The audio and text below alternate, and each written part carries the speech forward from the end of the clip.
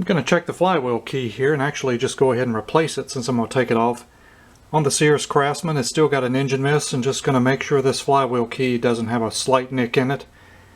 And I've already taken the cover off. It has 4 3/8 inch bolts on it, 2 short ones in the back and 2 in the front, so I didn't bore you by taking that off. Actually, I am really surprised this is so clean under here.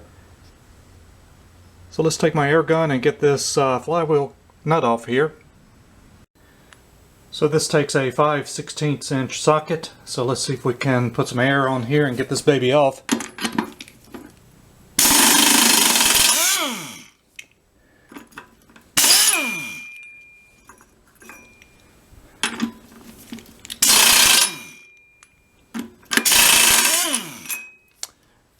And there we go, just that easy. I put some penetrating oil on this beforehand. So now let's see if we can get the flywheel off. Well folks, look at that. We've got a partially sheared flywheel key, and that's the reason why this thing is running rough. Don't know if you can see it, it's partially sheared. I'm actually kind of surprised it ran at all, but you can see where it should be right down in here. So this will be an easy fix, hopefully. So let me show you how I get the flywheel off. So this is what I do to take the flywheel off. There's a couple of pullers that you can get, but I haven't had much luck with those. What I've done is just put the nut back on, make it down even with the shaft. Get your flywheel away from the magnet so it can move.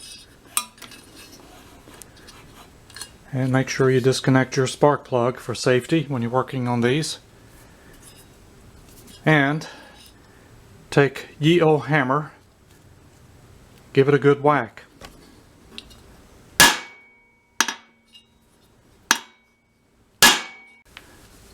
So it took a few whacks, but I got this loose. And this flywheel key is partially sheared.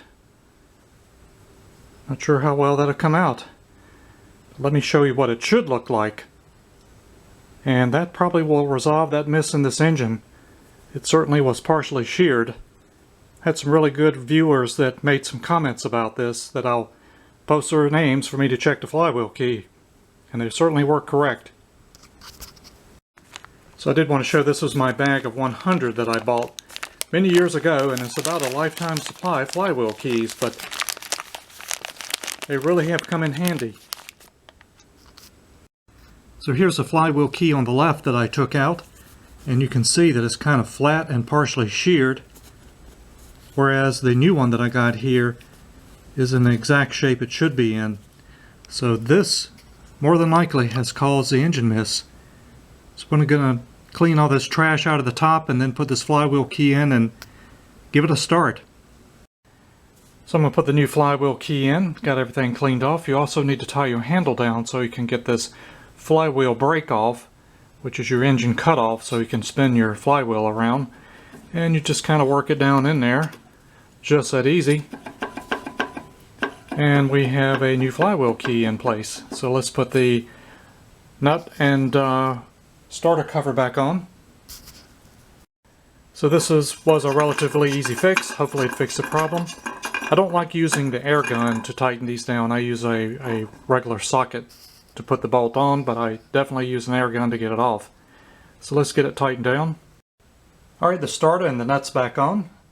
Now we'll just do a reassembly of the starter cover, which I'm going to put a little bit of oil in and then put the gas tank and cover back on, and we'll be ready to give this another start. And the Craftsman's back together again, and that looks to be the problem, is the flywheel key. So I'm anxious to give this a start to see if that engine miss will go away, but definitely a partially sheared flywheel key. So we're going to give the Sears Craftsman here a start after changing out this partially sheared flywheel key to see if this will correct its skip. Kind of anxious to see if this is going to make it run much better. Certainly should. So let's give it a start here.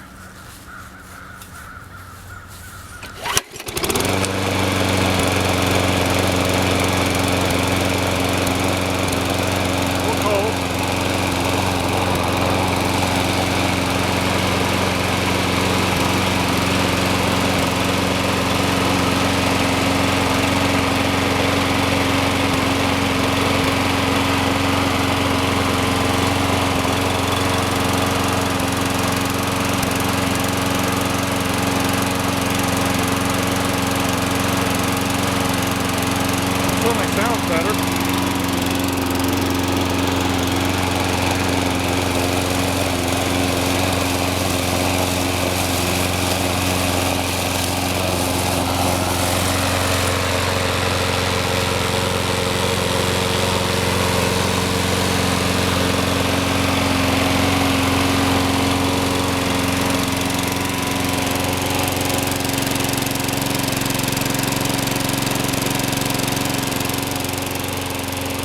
Much better. I think we've got this fixed now.